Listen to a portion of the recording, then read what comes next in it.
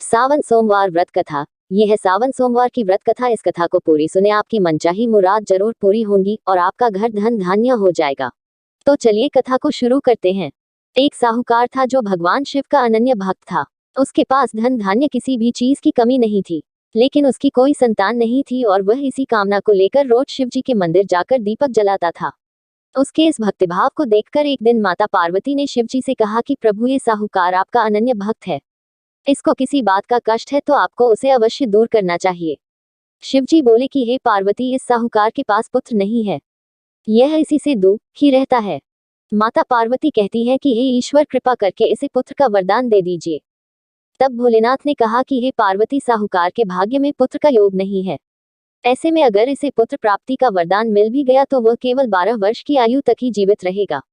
ये सुनने के बाद भी माता पार्वती ने कहा कि हे प्रभु, आपको इस साहूकार को पुत्र का वर देना ही होगा, अन्यथा भक्त क्यों आपकी सेवा पूजा करेंगे।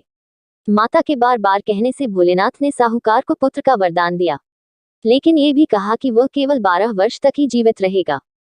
साहूकार यह सारी बातें सुन रहा था, इसलिए उसे न तो खुशी हुई और न ही दुख। वह पहले की ही तरह भोलेनाथ की पूजा अर्चना करता रहा। उधर सेठानी गर्भवती हुई और 9वें महीने उसे सुंदर से बालक की प्राप्ति हुई। परिवार में खूब हर्षोल्लास मनाया गया, लेकिन साहूकार पहले ही की तरह रहा और उसने बालक की 12 वर्ष की आयु का जिक्र किसी से भी नहीं किया। जब बालक 11 वर्ष की आयु हो गई तो एक दिन साहूकार की सेठानी ने बालक के विवाह के लिए कहा। तो साहूकार ने कहा कि वह अभी बालक को पढ़ने के लिए काशी जी भेजेगा। इसके बाद उसने बालक के मामा जी को बुलाया और कहा कि इसे काशी पढ़ने के लिए ले जाओ और रास्ते में जिस भी स्थान पर रुकना वहां यज्ञ करते और ब्राह्मणों को भोजन कराते हुए आगे बढ़ना। उन्होंने भी इसी तरह करते हुए जा रहे थे कि रास्ते में एक राजकुमारी का विवाह था। जिससे उसका विवाह होना था वह एक आंख से काना था। तो उसके पिता ने जब अति सुंदर साहूकार के बेटे को देखा तो उनके मन में आया कि क्यों न इसे ही घोड़ी पर बिठाकर शादी के सारे कार्य संपन्न करा लिए जाएं। तो उन्होंने मामा से बात की और कहा कि इसके बदले में वह अथाह धन देंगे, तो वह भी राजी हो गए।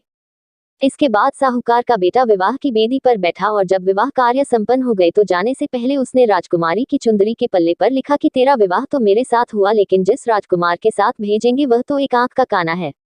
इसके बाद वह अपने मामा के साथ काशी के लिए चला गया। उधर जब राजकुमारी ने अपनी चुनरी पर यह लिखा हुआ पाया तो उसने राजकुमार के साथ जाने से मना कर दिया। तो राजा ने भी अपनी पुत्री को बारात के साथ विदा नहीं किया। बारात वापस लौट गई। उधर मामा और भांजे काशी जी पहुंच गए थे। एक दिन जब मामा ने यज्ञ रचा रखा था और भांजा बहुत देर तक बाहर नहीं आया तो मामा ने अंदर जाकर देखा तो भांजे के प्राण निकल चुके थे। वह बहुत परेशान हुए, लेकिन सोचा कि अभी रोना पीटना मचाया तो ब्राह्मण चले जाएंगे और यज्ञ का कार्य अधूरा रह जाएगा। जब यज्ञ संपन्न हुआ तो मामा ने रोना पीटना शुरू किया। उसी समय शिव पार्वती उधर से जा रहे थे तो माता पार्वती ने शिवजी से पूछा, हे प्रभु, ये कौन रो रहा है। तभी उन्हें पता चलता है कि यह तो भोलेनाथ के आशीर्वाद से जन्मा साहूकार का पुत्र है। माँ पार्वती के कहने पर भोले ने दिया जीवनदान।